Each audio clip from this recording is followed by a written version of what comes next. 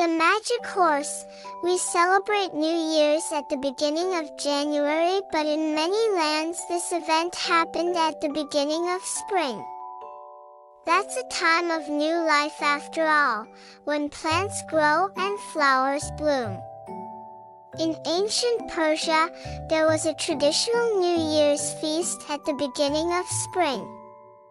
At the royal palace, artists, craftsmen and strangers would present their finest skills or treasures to the king. If the king was pleased, he would grant them a fine gift. Near the end of one of these New Year's Day celebrations in Persia, a traveler came before the king. He presented an artificial horse that was richly decorated. "I flatter myself, sir," said the stranger, addressing himself to the king, "that your majesty has never seen anything as wonderful as this. Any capable artist can create a horse such as this one," frowned the king. "Sir," replied the traveler, "it is not its decoration, but its use that makes this horse so exceptional. On his back I can ride through the air to the most distant part of the earth in a very short time. I can even teach anyone else how to ride the magic horse." This interested the king. "Well, then, on that mountaintop over there," and the king pointed to a mountain over 10 miles away, "there is a palm tree. The branches have a particular quality I happen to like.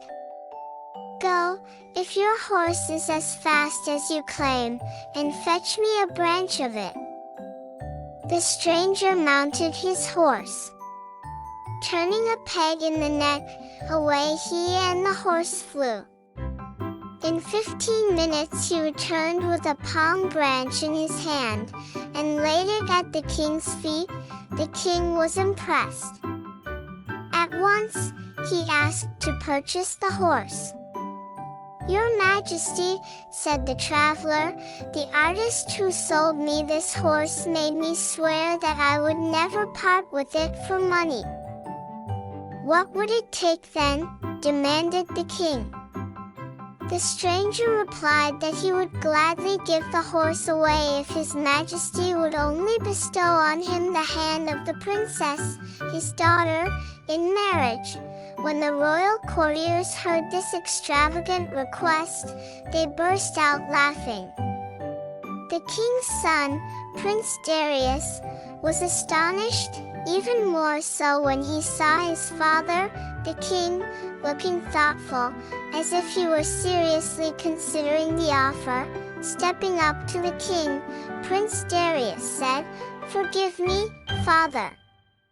But is it possible you would consider for a moment marrying off your daughter, my sister, to gain little more than a toy horse?" In truth, the king was worried that if he refused the marriage request, then another king might get the magic horse. He asked his son to examine the horse carefully, and report his opinion of it. At least this would give him more time to consider the matter. Prince Darius approached the horse. The traveler came forward to show the prince how to manage it. But the young prince was in no mood to take instructions from a stranger who had the nerve to try to trick his royal family. In too great a fury to listen, he leapt upon the saddle and turned the peg. In an instant the horse rose into the air, and with the prince on it. The stranger was most alarmed when he saw the prince fly away on the magic horse before he had learned how to manage it. He threw himself at the king's feet, and begged the king not to blame him for any accident which might happen to befall the prince, since it was the prince's own carelessness that had exposed him to the danger. At once, the king realized the danger of his son's situation. He cursed the stranger and his fatal horse, and ordered his officers to seize the traveler and carry him to prison. "If my son does not return safely in a very short time," he thundered, "at least I'll have the satisfaction of taking your paltry life." In the meantime, Prince Darius was carried through the air with breathtaking speed. Soon he could scarcely even see the earth anymore. He tried turning the peg this way and that, but it seemed to have no effect. If anything, the horse only rose further into the air. He was greatly alarmed and began to regret his pride and hasty action. He turned the peg every which he could think of, but nothing worked. On examining the horse closely, he at last discovered another peg, one behind the ear. On turning that peg, he soon found the horse started to descend. By the time the prince drew near to the ground, it had become dark. Spotting a rooftop higher than all the others, he landed the horse upon it and dismounted. Hungry and tired, he searched about and found that he was on the roof of some large building. At last he came to some steps. Climbing down the steps, he found a door, and through the door he saw a light. A number of guards were asleep on pallets with their swords lying beside them. This, along with the fact that this was the highest rooftop in the land, convinced the prince that he must be in the palace of the land. He knew that if any of the guards awakened, he would be in great danger. So he quietly climbed the steps back to the roof, and decided to sleep for the night in a dark corner. Before dawn, he would leave on his magic horse before anyone awoke, but a princess had already been awakened by the sounds she heard on the roof.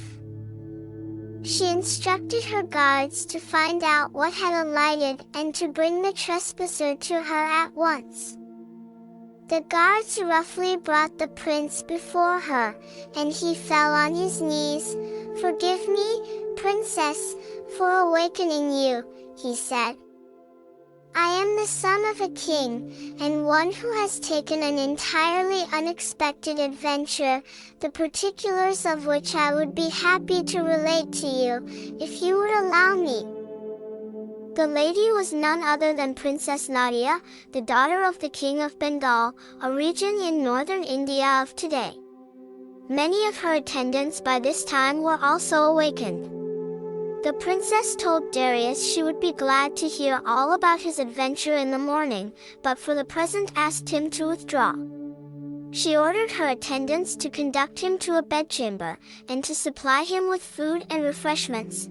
The next day, Prince Darius remained a guest of Princess Nadia. Over the next few days the two of them got to know each other, and before long they fell in love. One afternoon the prince said to her, "Ah, my princess, everything seems different now. I was thinking about that scoundrel who tried to trick his way into my royal family.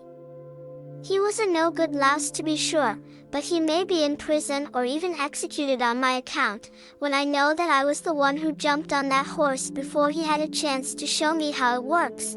The princess said, "Are you thinking of going back now? Will you come?" he asked.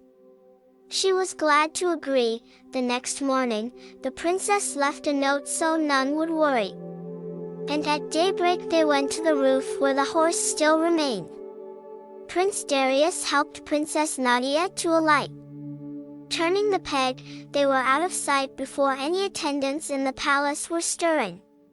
In 30 minutes the prince had arrived at the capital of Persia. He steered the magic horse to land at the prison. As the prince had thought, the stranger was imprisoned there. And he was nearly beside himself since his execution was scheduled to take place the very next morning. Determined to see his father at once about the matter, the prince first took the princess on his magic horse to a cottage in the woods not far from the palace. "Stay here while I go to see my father," he said to her. "I'll show him that I'm well, and urge him to hold the execution of the fellow who brought the magic horse. Most of all, I want to tell my father about you. I'm sure he'll prepare a suitable reception at the palace to welcome a princess." He explained to her how to operate the magic horse, in case she might need to flee for safety while he was away. Indeed, danger was lurking even as they spoke. A thief behind the bushes had overheard their conversation, all of it. "What luck," he thought with glee, "a princess alone and a magic horse. I'll take her to the Sultan of Kashmir. He's made it known far and wide he is seeking a bride. What a fine reward I'll get for her." The thief waited for the prince to disappear into the woods. Then he sprang on the princess, mounted the magic horse, and held her securely in front of him. Overjoyed at how easy it all was, he turned the peg exactly how he had seen the prince show the princess to do it, and the horse immediately rose into the air. Astonished was the prince on the ground to hear the alarmed cries of his lady love, circling overhead, as the magic horse dipped and dove from inexperienced hands, and he could do nothing about it. He cursed the kidnapper with 1,000 curses, while the king was overjoyed to see his son, and at his request ordered a stay of execution for the seller of the horse. He understood why his son must leave again so quickly. The prince put on the clothing of a beggar and determined never to return till he had found his princess again. The Sultan of Kashmir, in the meantime, was very impressed with the Princess of Bengal. Her distress at her kidnapping only added to her natural beauty, or so his evil mind thought. The Sultan delivered the promised reward and then escorted the princess to his palace. He directed his attendants to bring the magic horse on which they had arrived to the royal treasure for safekeeping. The princess hoped the Sultan of Kashmir would prove honorable and reasonable, and would return her to her beloved Prince of Persia, but she was much disappointed. In fact, the next morning she was awakened early by the sound of trumpets and the beating of drums, which echoed through the palace and city. When she asked the cause of this rejoicing, she was told it was to celebrate her marriage with their sultan, which was to take place later that day.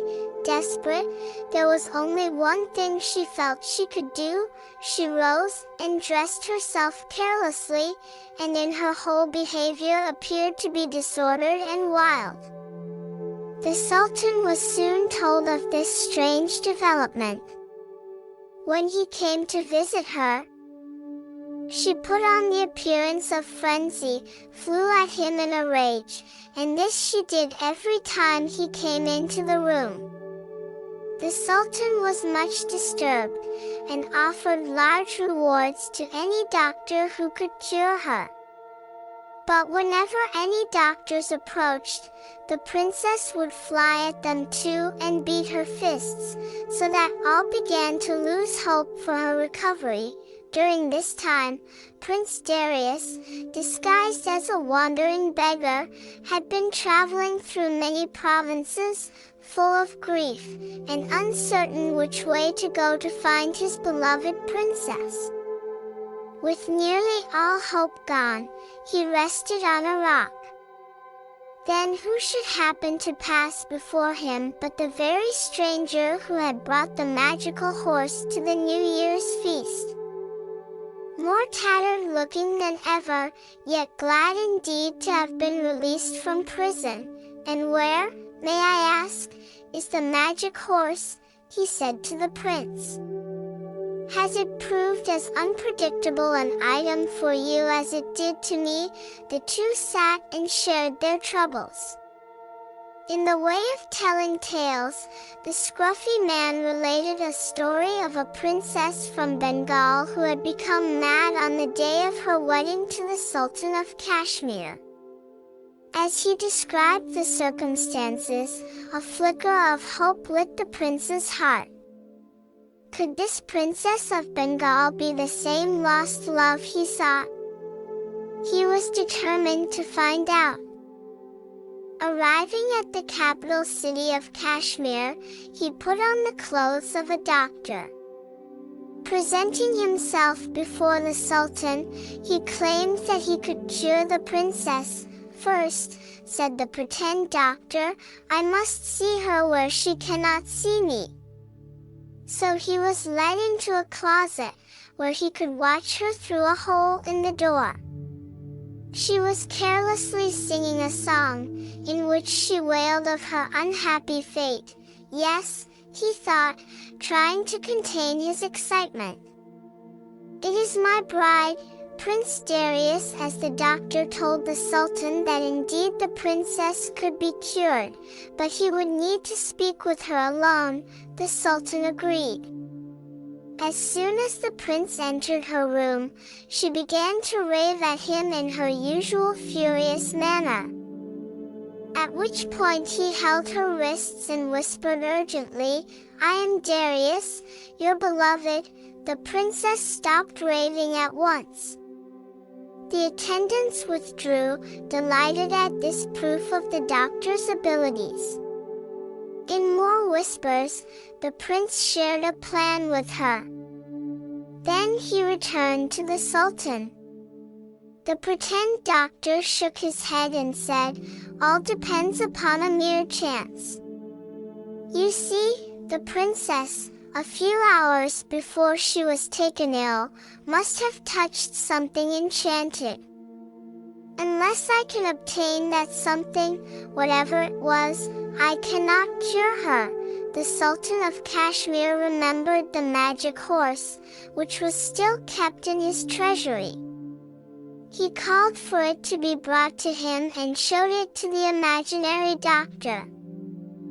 On seeing the horse, the young man said, very gravely, "I congratulate your majesty.